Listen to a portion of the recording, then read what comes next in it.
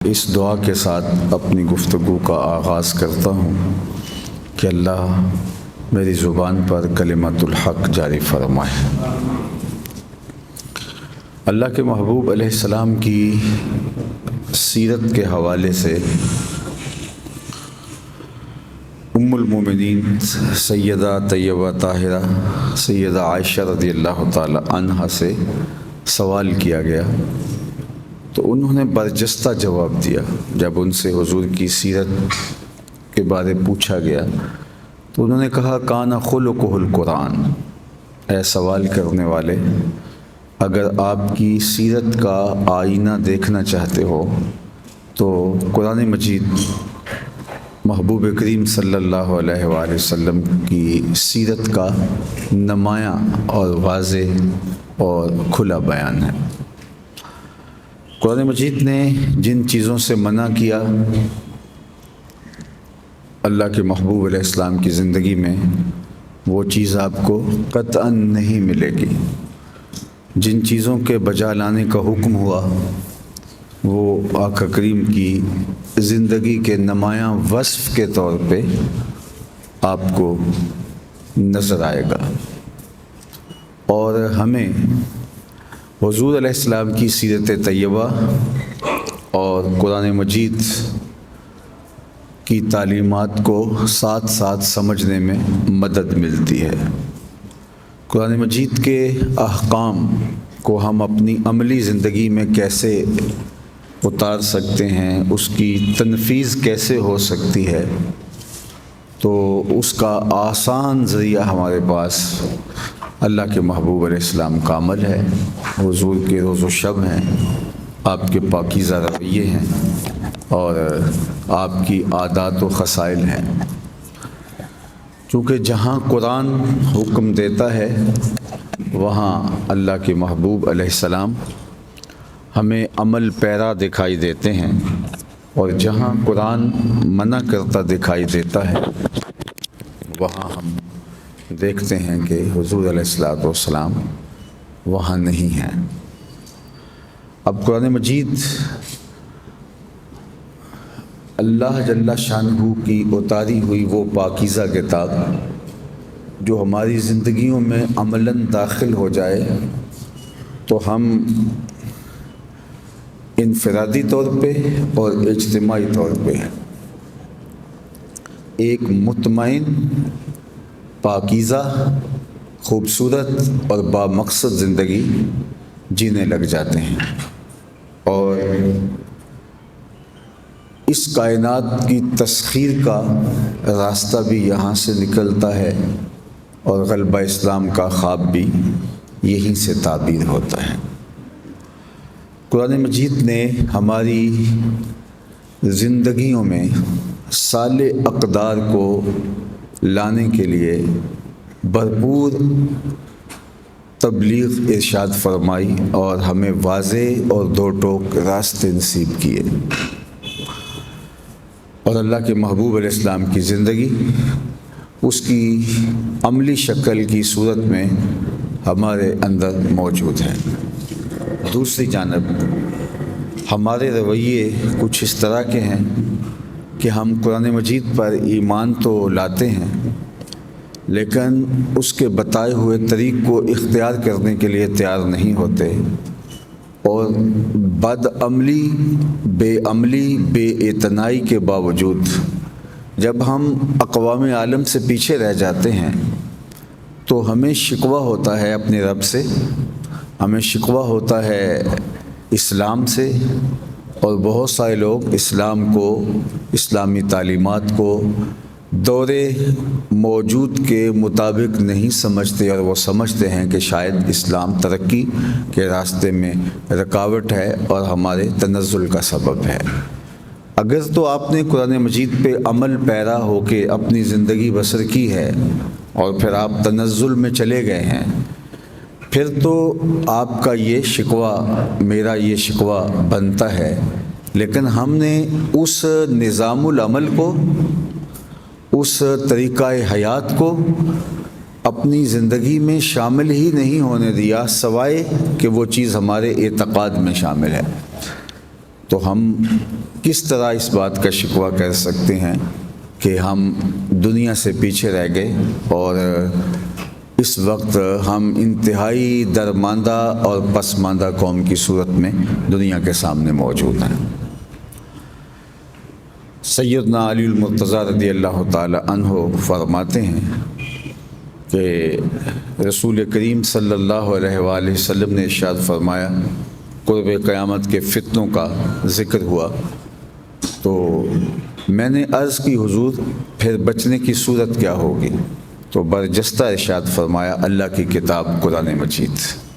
قرآن مجید تو ہمیں اس ماحول میں جب کہ قومیں ڈوب رہی ہوں گی اور تمانیت کا نور انقا ہوتا جا رہا ہوگا اور خلق اور مخلوق اور خالق کا رابطہ کمزور پڑتا چلا جا رہا ہوگا اور زندگی اپنی سال اقدار کو کھو رہی ہوگی، اس دور میں قرآن ہمیں ایک پاکیزہ زندگی کا تصور دیتا ہے۔ لیکن ہم اپنے رویے کو اگر قرآن کی تعلیمات کی مطابقت میں نہ ڈھالیں تو پھر تھیوری کتنی ہی خوبصورت کیوں نہ ہو، اگر پریکٹیکل نہیں ہوگا تو نتیجہ نہیں آئے گا۔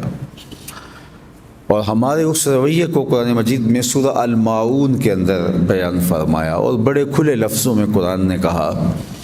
ارأیت الذی یکذب بالدین، کہ آپ اس شخص کو دیکھتے ہیں جنہوں نے تکذیب کی پچھلے دن کی۔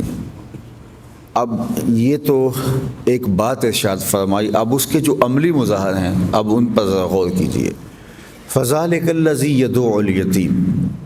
یہ وہ بدبخت شخص ہے جو یتیم کو دھکے دیتا ہے۔ یعنی ہمارا جو رویہ ہے تکذیب آخرت کا اور اس پاکیزہ دین کو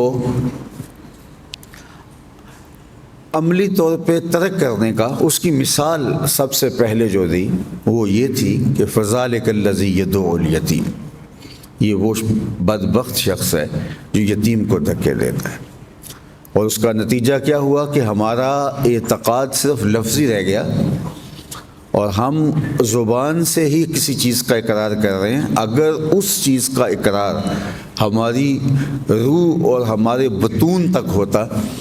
تو پھر یہ کبھی بھی عمل نہ ہوتا کہ یتیم کو دھکے دیے جاتے ہیں۔ قرآن مجید میں ایک دوسرے مقام پہ قوموں کی ذلت، رسوائی اور پسماندگی کے حوالے سے بات کی کہ جب لوگ ایک اہانت شدہ زندگی بسر کرتے ہیں تو وہ رب سے شکوہ کرتے ہیں کہ ہمارے رب نے ہم کو ذلیل کر دیا۔ سورہ الفجر کا مضمون ہے۔ تو وہاں ارشاد فرمایا ایسا نہیں ہے، کلا، ایسا ہرگز نہیں ہے، بل لا تکرمون الیتیم، تمہارا مسئلہ کیا ہے کہ تم یتیم کو عزت نہیں دیتے ہو۔ اللہ اکبر، یتیم کو تم عزت نہیں دیتے ہو۔ یتیم کو کھانا کھلانا، اس کی مادی ضروریات کی تکمیل کرنا، یہ بعد میں بیان فرمایا گیا۔ سب سے پہلے جو بات بیان فرمائی اس کو تکریم دینے کی ہے، اس کو عزت دینے کی ہے۔ اور اسلام نے اس حوالے سے جس حساسیت کا مظاہرہ کیا، اور اللہ کے محبوب کی زندگی اگر ہم اس باب میں دیکھیں تو آپ کو ایک تو یہ دکھائی دے گا کہ حضور اس درد سے گزرے ہیں۔ اللہ نے اپنے محبوب کو درد یتیمی سے آشنا کیا ہے تاکہ عملی طور پہ اس کی کسک کو حضور علیہ السلام محسوس کریں۔ اور دوسرا، آقا کریم نے کفالت یتیم پہ جو اجر رکھا ہے اس اجر کو ایک خاص جہت میں بیان فرمایا ہے۔ یعنی بہت سارے اعمال کا اجر جنت ہے، جنت کے محلات ہیں، حور و قصور ہیں، وہاں بہتی ہوئی نہریں ہیں، لیکن یتیم کے حوالے سے، اس کی کفالت کے حوالے سے جس اجر کا ذکر کیا وہ یہ تھا کہ انا و کافل الیتیم کہاتین یوم القیامہ، میں اور یتیم کی کفالت کرنے والا قیامت کے دن اس طرح قریب ہوں گے جس طرح یہ میری 2 انگلیاں قریب ہیں۔ یعنی اگر کوئی شخص یتیم کے ساتھ خوبصورت سلوک کرتا ہے تو اس کو اجر یہ دیا جائے گا کہ رسول پاک صلی اللہ علیہ وآلہ وسلم کی قربت کا نور اس کو نصیب ہوگا۔ سیرت النبی اور قرآن مجید کی تعلیمات آپ کو یہاں کس طرح خوبصورتی کے ساتھ جڑی نظر آئیں گی، اور پھر ایسے انداز اختیار کرنے کی تلقین کی کہ جس سے اس کے لیے دل کے اندر نرمی، رقت اور محبت کے جذبات کی نشت ہو، بلکہ آپ کو یہ کہیں نہیں ملے گی حساسیت کہ ہمارے دین نے ہمیں یہاں تک کہا کہ جہاں بچے مشترک کھیل رہے ہوں اور تمہارا بچہ بھی ان بچوں میں کھیل رہا ہو، تمہیں اپنے بچے سے کام پڑ جائے، اس کو جلدی بلانا ہے، تو اس کو بلانے گئے ہو تو اس کا نام لے کے اس کو آواز دینا، اس کو بیٹا کہہ کے نہیں پکارنا۔ جناب وہ بیٹا ہے ہمارا، اگر بیٹا کہہ کے پکاریں گے تو حرج بھی کیا ہے۔ فرمایا کہ تم نہیں جانتے، ہو سکتا ہے ان بچوں میں کوئی یتیم بچہ بھی کھیل رہا ہو، اور جب تم اپنے بیٹے کو بیٹا کہہ کے پکارو گے تو اس کا دل بھر آئے گا، آج میرا باپ ہوتا تو مجھے بھی بیٹا کہہ کے پکارتا۔ تو اس کی حساسیت کا لحاظ رکھتے ہوئے، اس کی نزاکت قلبیہ کا لحاظ رکھتے ہوئے، اس کے سامنے اپنے بیٹے کو بیٹا کہہ کے پکارنے سے روک دیا گیا، یہاں تک کہ بیوہ کے سامنے اپنی بیوی سے اظہار ملاطفت سے منع کیا گیا ہے، غریب کے سامنے اپنی دولت کی نمائش سے روکا گیا ہے، یہاں تک فرمایا اپنے گوشت کی خوشبو سے غریب ہمسائے کو تکلیف نہ دو، یا تھوڑا پانی زیادہ ڈال لو اور شوربے کی پیالی ہمسایوں کے گھر بھی بھیج دو، اور اگر تم ایسا نہیں کر سکتے تو ایسے زاویے میں وہ کھانا پکاؤ کہ غریب کے بچوں تک اس کی مہک نہ پہنچے، چونکہ اگر وہ ضد کر بیٹھے تو غریب باپ، مزدور باپ اس کی استطاعت نہیں رکھتا، تو ان بلکتے بچوں کے آنسو کون پوچھے گا۔ وہ کیا کسی نے کہا تھا، دوپہر کو سلا دیتی ہے بچوں کو وہ اس ڈر سے گلی میں پھر کھلونے بیچنے والا نہ آ جائے۔ یہ وہ حساسیت ہے جو قرآن مجید کا پیغام ہے اور رحمت عالم کے قلب اطہر کی نزاکت ہے، اور یہ دونوں جڑی ہوئی سات چیزیں ہیں، اور قرآن نے اس کو تواصو بالحق اور تواصو بالمرحمہ کے ساتھ جوڑا ہے۔ یعنی سورہ البلد کے اندر ارشاد فرمایا کہ تم مشکل گھاٹی نہیں چڑھتے ہو، فلقتحم العقبہ وما ادراک ما العقبہ، تم مشکل گھاٹی، مشکل راستہ اختیار ہی نہیں کرتے، آسان راستے ڈھونڈتے ہو۔ پھر کہا مشکل گھاٹی ہے کیا، فکو رقبۃ او اطعام فی یوم ذی مسغبہ یتیما ذا مقربہ، وہ مشکل گھاٹی کیا ہے، وہ کسی پھنسے ہوئے کی گردن کو چھڑانا ہے، یا بھوک کے دن کسی مفلوق الحال کو، کسی مسکین کو کھانا کھلانا ہے، یا قریبی رشتہ دار کے ساتھ تم نے حسن سلوک کرنا ہے اور اس کو تم نے کھانا کھلانا ہے۔ اور یہ سارا بیان کرنے کے بعد فرمایا کہ جو پھر ایمان لائے تو ان کا رویہ کیا ہے، وَتَوَاصَوْا بِالْحَقِّ وَتَوَاصَوْا بِالْمَرْحَمَةِ اولئک اصحاب المیمنہ، یہ ہیں دائیں ہاتھ والے، اور قرآن ان لوگوں کو اپنا ہدف بناتا ہے اور ان لوگوں کی قرآن نشت چاہتا ہے اور ایسی معاشرت کی تشکیل دینا چاہتا ہے جس کا بنیادی نقطہ حساسیت ہو، اور معاشرے کے پسے ہوئے مفلوق الحال لوگوں کی مدد اور نصرت کے لیے عملاً کھڑے نظر آئیں، نہ کہ زبان سے صرف کہتے ہوئے دکھائی دیں۔ اور اللہ کے محبوب کی سیرت کو اس حوالے سے دیکھیے کہ عید کے دن اللہ کے پیارے محبوب عید پڑھنے کے لیے جا رہے ہیں، تو راستے کے اندر دیوار کے ساتھ ایک بچہ لگ کے رو رہا تھا، تو حضور رک گئے، حالانکہ عیدگاہ میں انتظار ہو رہا ہوتا ہے، تو فرمایا کہ آج عید کا دن ہے اور تم افسردہ ہو، تو اس نے کہا کہ میرے باپ فلاں غزوے میں شہید ہو چکے ہیں اور اس بھری دنیا میں میرا کوئی نہیں ہے۔ تو اللہ کے محبوب علیہ السلام نے اس کو بلایا، عیدگاہ میں انتظار ہو رہا، لیکن حضور اس کو گھر لے گئے اور اپنے اہل خانہ سے کہا، اپنی صاحبزادی سے کہا کہ اس کو کھانا دو، اس کو اچھا لباس دو۔ جب وہ کھانا کھا چکا، اس نے اچھا لباس پہن لیا، تو صرف اتنا کافی نہیں ہے، حضور نے اس کی دلجوئی کرتے ہوئے اس کے سر پہ ہاتھ رکھا اور تاریخ سا جملہ کہا، اما ترضی ان محمدن ابوکا، و عائشہ تو اموں کا و فاطمہ بنت محمد اختوں کا، بیٹے کیا تو یہ پسند نہیں کرتا کہ محمد تیرا باپ لگے، عائشہ تیری ماں لگے اور فاطمہ تیری باجی لگے؟ اس نے کہا یہ رشتے مل جائیں تو مجھے اور کیا چاہیے۔ تو آقا کریم اس کو عیدگاہ لے کے جا رہے اور وہ حضور کی انگلی تھامے چل رہا ہے، اور بچے بھی اپنے اپنے ماں باپ کے ساتھ جا رہے ہیں، لیکن یہ انتہائی مسرت گناہ ہے، اور زبان حال سے گویا یہ کہہ رہا ہے کہ تھا تو یتیم، لیکن آج یتیمی کا مزہ آ گیا کہ حضور کی انگلی تھامے جا رہا۔ تو یہ ہے وہ قرآن مجید کا اسلوب۔ اور اگر میں آپ کو قرآن نے جو معاشرت تشکیل دی ہے اس صالح اور پاکیزہ معاشرت کو 2 لفظوں میں بیان کروں تو وہ 2 لفظ دوسرے مقام پر ارشاد فرمائے، وَتَوَاصَوْا بِالصَّبْرِ وَتَوَاصَوْا بِالْمَرْحَمَةِ، یہاں حق کا تواصو اور مرحمت کا تواصو ہے، اور وہاں مرحمت سے پہلے صبر کو بیان کیا۔ معاشرے کے اندر 2 طرح کے لوگ ہوتے ہیں، ایک وہ جو خوشحال ہوتے ہیں اور ایک وہ جو مفلوق الحال ہوتے ہیں۔ ایک بیمار ہوتے ہیں، ایک ان کا علاج کرنے کے لیے ان کے سر پر کھڑے ان کے مسیحا ہوتے ہیں۔ ایک اقتدار کی مسندوں کے اوپر بیٹھے ہوئے لوگوں کی ضروریات کو حل کرنے کے لیے براجمہ ہوتے ہیں، اور ایک ہاتھ کے اندر فائل لیے منتظر ہوتے ہیں اور اپنے درد کا دکھ کا مداوع چاہتے ہیں۔ قرآن نے ان دونوں کی ذمہ داریوں کو بیان فرمایا کہ وَتَوَاصَوْا بِالصَّبْرِ وَتَوَاصَوْا بِالْمَرْحَمَةِ،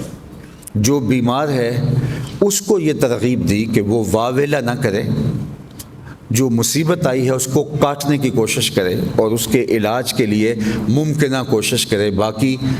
جو اس کو تکلیف پہنچ رہی ہے، جو اس کو اذیت پہنچ رہی ہے، اس پہ صبر کرے، اس کے اوپر اللہ نے اس کو اجر دینا ہے اور اجر رکھا ہوا ہے۔ اور دوسری جانب جو مسیحا اس کے سر پہ کھڑا ہے، جو ڈیوٹی پہ مامور ہے، اس کو مرحمت کا کہا، اس کو کہا کہ اس کی ہائے نکلنے سے قبل، اس کی چیخ بلند ہونے سے قبل، اس کے درد کا مداوع تیرے ذمے ہے جہاں تک ممکن ہے۔ اسی طرح جو غریب ہے اس کو کہا کہ اپنی سفید پوشی کا بھرم نہ ٹوٹنے دینا اور اپنی عزت نفس کو مجروح نہ ہونے دینا، غربت کے باوجود جو ہے وہ تو اپنی شخصیت کو کہیں کمزور نہ پڑنے دینا، تیری شخصیت جو ہے اس کو نقصان نہ پہنچ جائے، اپنی غربت کا بھرم نہ ٹوٹنے دینا۔ اور دوسری جانب امیر آدمی کو کہا، صاحب ثروت کو کہا کہ تیرے مال کے اندر حق اس کا بھی ہے جو تیری دہلیز پہ آ کے اپنی ضرورت پیش کرتا ہے، اور اس کا بھی حق ہے کہ جو محروم ہے اور تیرے سامنے اپنی حاجت بھی پیش نہیں کرتا۔ لہٰذا یہ اگر اس کام میں لگ جائے کہ میں لوگوں کی ضرورتوں کو اور مالی پریشانیوں کو دور کرنا ہے اور ان کی دہلیز تک پہنچنا ہے، اور جو غریب ہے وہ صبر کو شعار بنا لے، اس طرح ڈاکٹر جو ہے، مسیحا جو ہے، وہ ہر ممکن یہ کوشش کرے کہ میں لوگوں کے درد بانٹ سکوں، ان کی تکلیف کو دور کر سکوں، اور مریض ہر ممکن کوشش کرے کہ میں تکلیف پر انتہائی صبر کا مظاہرہ کروں۔ اور جو معاشرے کے لوگ ضرورت مند ہیں وہ اپنی ضرورتوں اور احتیاجات کے باوجود جس طرح کی زندگی ان کو میسر ہے اس کو گزارنے پہ اللہ کی رضا سمجھتے ہوئے صبر کریں اور حالات کو بدلنے کی کوشش میں لگے رہیں، لیکن بے صبری کو اپنے قریب نہ آنے دیں۔ اور دوسری جانب جو حکمران طبقہ ہے اس کی ذمہ داریوں میں شامل ہے کہ وہ مرحمت کے دائرے میں آ کے وہ آخری حد تک ان لوگوں کے لیے آسانیوں کے راہ کشادہ کرنے کی کوشش کرے۔ اور اسلامی معاشرت جب پورے نقطہ کمال پہ ہم کو نظر آتی ہے یا خلافت علی منہاج النبوہ قرب قیامت میں ہوگی تو یہ مظاہر آپ کو دکھائی دیں گے۔ اور ماضی میں بھی آپ نے دیکھا کہ جب لوگ مفلوق الحال تھے اور قحط کا زمانہ پڑا، آم و رمادہ آیا، تو حضرت عمر رضی اللہ تعالی عنہ نے گھی والی روٹی کھانا ترک کر دی کہ جب میرے عوام کو یہ میسر نہیں ہے تو پھر یہ میں بھی نہیں لوں گا۔ یہ مرحمت کا ایک خوبصورت رنگ ہے۔ ایسا نہیں ہے کہ عوام بل کے اور عوام رو کے کہے کہ روٹی میسر نہیں ہے، اور وزیر با تدبیر آگے سے تمسخر اڑائے کہ روٹی نہیں ملتی تو ڈبل روٹی کھا لو، تو یہ تمسخر ہوتا ہے. یہ اپنے اس جو ہے وہ اندر انسان نہیں، اس ذیاب فی ثیاب جو کہا گیا ہے کہ لباس کے اندر بھیڑیے بیٹھے ہوتے ہیں، تو وہ پھر اللہ کی رحمت نہیں ہوتے، وہ پھر جو ہے وہ ہمارے اوپر ہمارے اعمال کی سزا ہے. تو قرآن کا جو 2 لفظی فارمولہ ہے کہ ایک طرف جو صاحب ثروت ہے، صاحب اقتدار ہے، اور جو لوگوں کی ضرورتوں کی تکمیل کسی بھی رنگ اور کسی بھی آہنگ میں کر سکتا ہے، وہ انتہائی کوشش میں لگے، اور جو دوسرا طبقہ ہے وہ صبر کرے. اب اس کو صبر کرنے کے لیے اجر اس کے لیے مقرر فرمایا کیا کہ جو شخص مصیبت میں صبر کرے اور وہ تکلیف پر واویلا نہ کرے، اور اس کو جو ہے وہ اجر دیا جائے گا، حتیٰ کہ اہل بلا وہ جو اجر قیامت کے دن دیا جائے گا تو باقی لوگ آرزو کریں گے کاش کہ ان کے جسم کو لوہے کی کینچیوں سے کاٹا گیا ہوتا. اور اللہ کے محبوب نے ارشاد فرمایا، سیدنا علی المرتضیٰ رضی اللہ تعالیٰ عنہ کی مرویات سے ہیں کہ جو اللہ کے دیے گئے تھوڑے پہ راضی ہو گیا، اللہ قیامت کے دن اس کے تھوڑے عملوں پہ راضی ہو جائے گا. جو دنیا میں اس کے دیے گئے تھوڑے رزق پہ راضی ہو گیا، اللہ قیامت کے دن اس کے تھوڑے عملوں پہ راضی ہو جائے گا. لیکن دوسری جانب اگر حکمران لوگوں کی ضرورتوں کی تکمیل کرتا ہے اور لوگوں کے دکھ بانٹتا ہے تو اس کا درجہ سب سے اوپر رکھا گیا. اللہ کے محبوب نے ارشاد فرمایا، سبعۃ یظلھم اللہ تعالیٰ فی ظلہ یوم لا ظل الا ظلہ. 7 اشخاص ایسے ہیں قیامت کے دن جب زمین تانبے کی ہو جائے گی اور سورج کا رخ سیدھا ہو جائے گا اور قوت جاذبہ بھی زمین میں نہیں رہے گی اور گرمی کی شدت کے الامان والحفیظ، لیکن 7 قسم کے اشخاص ہوں گے جن کو اللہ اپنے عرش کا ٹھنڈا سایہ اس دن عطا فرمائے گا جو فضا اکبر کا دن ہے. تو اس میں صحیح بخاری کی روایت اور ان سے پہلے نمبر پر جس شخص کو رکھا، امام عادل، وہ حکمران جو عدل و انصاف سے لوگوں کے ساتھ پیش آتا ہے، تو اس کو سب سے ترجیحاً پہلے رکھا. یعنی ایک طرف اگر مرحمت کے حق کو ادا کرتا ہے تو وہ اجر و ثواب میں سب سے آگے ہے، اور دوسرا جو صبر کے دائرے میں رکھے گئے اور اگر وہ صبر سے کام لیتے ہیں اور اس دکھ کو اور اپنی تکلیف کو آخری حد تک برداشت کرنے کی کوشش کرتے ہیں تو ان کے لیے اجر و ثواب رکھا گیا. تو قرآن نے ہمیں اجر اور مرحمت اور صبر اور مرحمت ان دونوں کے درمیان زندگی گزارنے کی تلقین کی ہے. لیکن اگر مریض ہے، لاچار ہے، غریب ہے، مفلوق الحال ہے، وہ اپنی اس تکلیف کو شکوے کے رنگ میں لے آتا ہے، اور جو حکمران ہیں، مسیحا ہیں، جو دولت مند ہیں، اہل خیر ہیں، اہل ثروت ہیں، وہ اپنے فرائض سے غافل ہو جاتے ہیں تو پھر معاشرہ جہنم زار بن جاتا ہے، اور پھر وہ زندگی نہیں رہتی. وہ ایک اذیت ہے جو کاٹنی پڑتی ہے، جو اس وقت ہم کاٹ رہے ہیں. وہ کیا کسی نے کہا تھا، زندگی ہے یا کوئی طوفان ہے، ہم تو اس جینے کے ہاتھوں مر چلے. تو یہ پھر اذیت بن جاتی ہے، اور اس اذیت کے روپ مختلف ہوتے ہیں. حضرت عبداللہ ابن عباس رضی اللہ تعالیٰ عنہ نے یہاں بڑی خوبصورت بات کی، جو قرآن نے فرمایا کہ وہ اس بات پہ قادر ہے کہ تمہارے اوپر سے عذاب نازل کرے، تمہارے نیچے سے عذاب نازل کرے. تو علماء نے کہا کہ اوپر کا عذاب یہ ہے کہ اوپر سے پتھر برسے، اور نیچے کا عذاب یہ ہے کہ زلزلے آئیں یا زمین بھانج ہو جائے، پھل دینا اور فصل دینا چھوڑ دے. لیکن حضرت عبداللہ ابن عباس فرماتے نہیں، اوپر کا عذاب یہ ہے تمہارے حکمران نااہل ہوں، اور نیچے کا عذاب یہ ہے کہ تمہاری اولادیں نافرمان ہوں. تو یہ اوپر نیچے کے عذاب کے اندر پھر قومیں جکڑ دی جاتی ہیں. جب مرحمت اور صبر یہ 2 چیزیں قوموں میں مفقود ہو جاتی ہیں تو آج صبر کی جگہ عدم برداشت نے لے لی ہے، اور مرحمت کی بجائے خود غرضی نے اور ظلم کی انتہا نے لے لی ہیں. یہ پھر معاشرت نہیں ہوتی، یہ وحشیوں کا معاشرہ ہوتا ہے. اللہ جنت کے اندر جو پاکیزہ معاشرت کا ذکر کیا ہے وہاں اس قدر ماحول آسودہ ہوگا. عمومی طور پہ ہمیں تو جو بتایا جاتا ہے یا عمومی طور پہ لوگوں کو ترغیب اور تحریص دی جاتی ہے وہ وہاں کے محلات کا، قصور کا اور وہاں ملنے والی حوروں کا ہی ذکر کیا جاتا ہے. میں اس کا انکار نہیں کرتا، لیکن میں جس پیرائے میں جنت کے ایک نقشے کو قرآن نے بیان کیا ہے آپ کے سامنے رکھنا چاہتا ہوں، وہ ایک مختلف انداز ہے. لا یسمعون فیہا لغوا ولا تاثیما. حوریں بھی ہوں گی، محلات بھی ہوں گے، بہتی نہریں بھی ہوں گی، وہاں لٹکتے ہوئے شاخوں پہ پھل بھی ہوں گے. لیکن جو قرآن نے جنت کا ایک مختلف پیرائے میں جو انتہائی جو ہے وہ دقیق اور انتہائی حساس اور انتہائی پاکیزہ اور لطیف مزاج لوگ ہیں، ان کے لیے کتنا خوبصورت نقشہ ہے، لا یسمعون فیہا لغوا ولا تاثیما، کہ جنت میں آپ کو کوئی لغو شے نہیں ملے گی، اور ایسی چیز جو تمہاری طبع پہ گراں ہو وہ جنت میں نہیں ملے گی۔ اور اللہ ہمیں دنیا کے اندر بھی یہی کہتا ہے کہ دنیا کے اندر بھی تمہاری زندگی میں لغو نہیں ہونا چاہیے، اور تمہاری زندگی کسی صورت میں ایسی ہونی چاہیے کہ وہ کسی دوسرے کے اوپر بوجھ بن جائے۔ تو یہ زندگی اگر ہم یہاں جینا شروع کر دیتے ہیں تو یہ جنت کی ایک زندگی ہے، اور اس کے بدلے کے اندر پھر جنت رکھی گئی ہے۔ لیکن یہاں ہم زندگی لوگوں کو دکھ دے کے، لوگوں کی ناک میں دم کر کے، لوگوں کو تکلیفیں پہنچا کے، لوگوں کو جو ہے وہ نیچا دکھا کے، تفاخر سے لوگوں کی رسوائی کر کے، اور لوگوں کے اندر اپنے آپ کو منوانے کے لیے ان کی تذلیل کرنا یہ اپنا حق سمجھتے ہیں، اور جنت کو بھی اپنا حق سمجھتے ہیں۔ تو جنت کا یہ نقشہ ذہن میں رکھیں اور اس دنیا کو جنت بنانے کی کوشش کریں۔ لا یسمعون فیہا لغوا ولا تاثیما، کہ وہاں کوئی ایسی لغو چیز نہیں ملے گی۔ اب اس دنیا کے اوپر دیکھ لو اللہ کے محبوب نے اس کا نقشہ کیسے کھینچا، اور آپ کی اپنی سیرت کیسی ہے۔ اللہ کے محبوب علیہ السلام نے فرمایا من حسن اسلام المرء ترکہ ما لا یعنی ہے، کسی شخص کے اسلام کا حسن یہ ہے